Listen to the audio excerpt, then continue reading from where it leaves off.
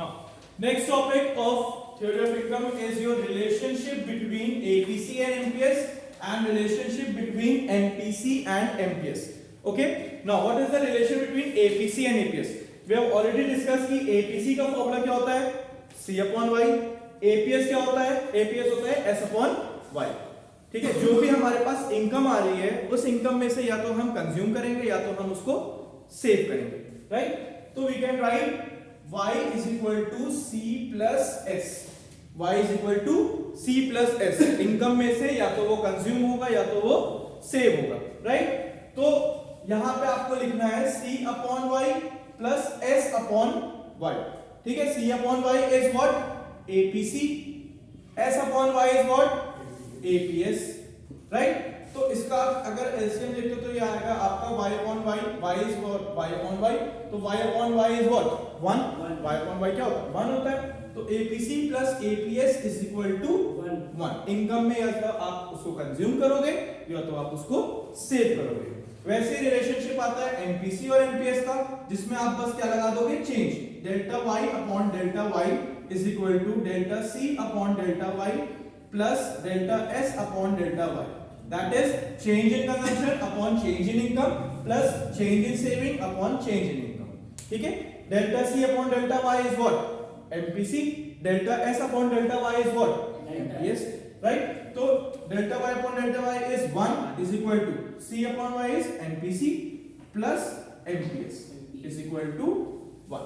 So this answer you will write in relationship between APC and MPS and MPC and MPS. Understood? Any doubt in this?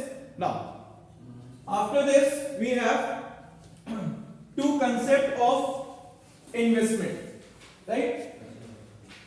Two types of investment we have to study, that is induced investment and autonomous investment. Induced investment and autonomous investment. Now, what is induced investment? Induced investment is a situation where income increases with increase in investment and income decreases with decrease in investment, which shows which relationship? Direct. कौन सा relation है? Direct relationship. किसके बीच? Income और investment के बीच. Right. और direct relationship होता है तो क्या होता है? कौन सा स्लोप जाता है? Upward. There is an upward movement of investment, right? यहां पे इनकम और y एक्सिस पे investment.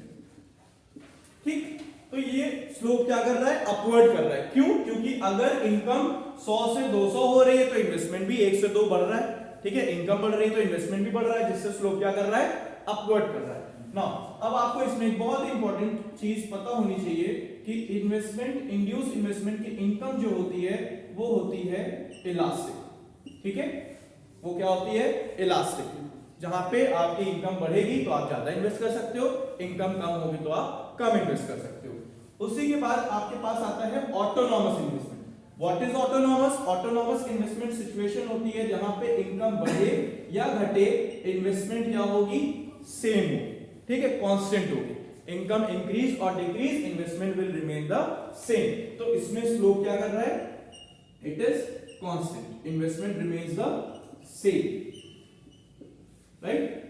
Income on x-axis, investment on y-axis. Right? So इसकी इनकम क्या है? इसकी इनकम होती है inelastic, which is done by government. ये कौन करता है?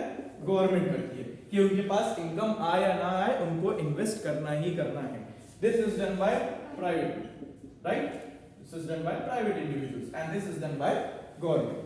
Understood? So there are two types of investment, that is induced and autonomous. Induced में क्या हो रहा है? इनकम बढ़ रही है, इन्वेस्टमेंट भी बढ़ रहा है, डायरेक्ट रिलेशनशिप, जिसकी इनकम क्या है? इलास्टिक. और ऑटोनॉमस में इनकम बढ़ रहा है, बढ़े या घटे, इन्वेस्टमेंट क्या रहेगा? सेम रहेगा. और जिसकी इनकम क्या होती है? Inelastic, which is done by government. Okay? And investment remains the same. Understood? Any doubt? Okay.